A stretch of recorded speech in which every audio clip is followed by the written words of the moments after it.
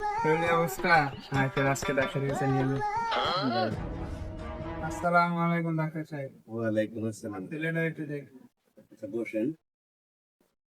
তোমার শরীর খুবই দুর্বল, তাই না? চোখ মুখ আন্দারে আসে। বুঝতে পারছি। তোমার তো গেছে আছি, সব গেছে গা।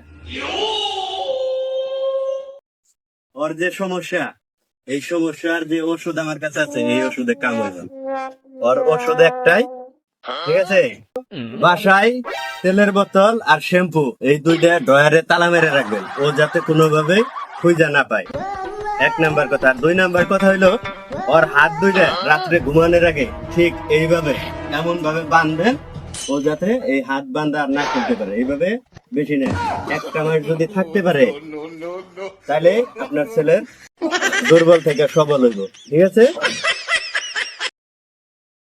প্লিজ আমাকে ক্ষমা করে দাও প্লিজ।